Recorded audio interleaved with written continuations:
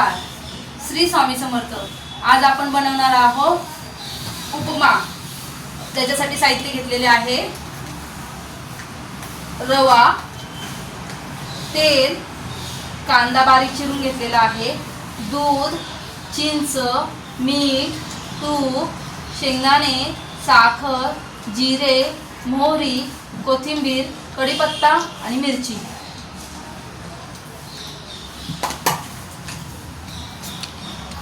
आता आपण गॅस चालू करून कढई ठेवलेली आहे. गॅसवर कढई ठेवलेली आहे. आता आपण तूप घेऊया आणि तुपावर रवा भाजून घेऊ.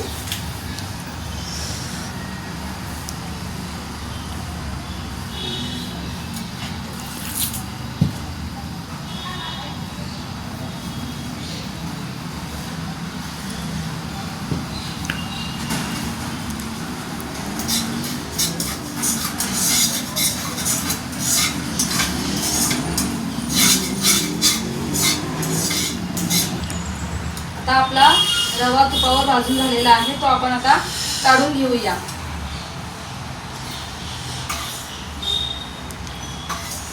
आता आपण गॅसवर पाणी गरम करायला ठेवले आहे उपमासाठी.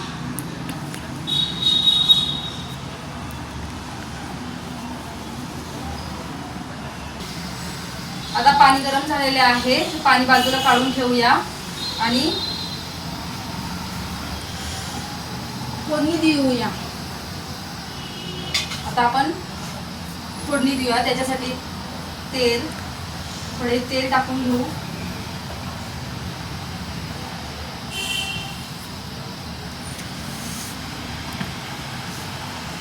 आता ह्याच्यातले साहित्य मोहरी,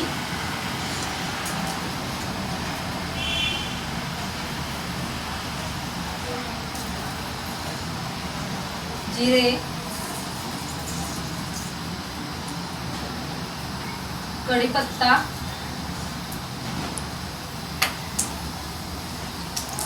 मिरची,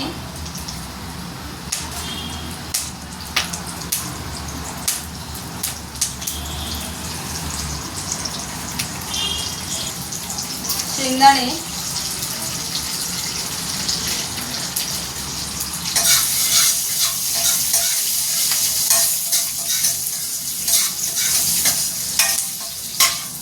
कांदा,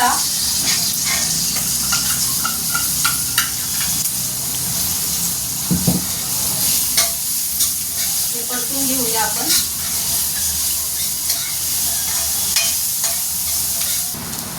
मीठ टाकून घेऊया, चवीनुसार मीठ टाकून घेऊ.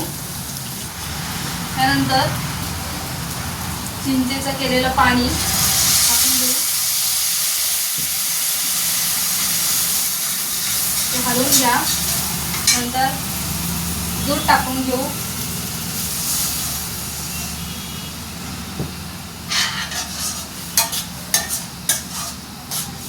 थोडी उकळी येऊ दे. त्याच्यानंतर रवा टाकून घेऊ.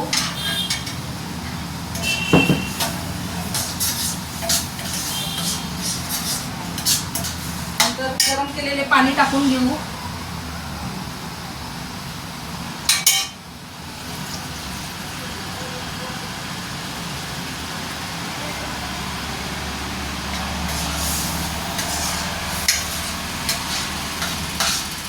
पण आता साखर टाकून घेऊया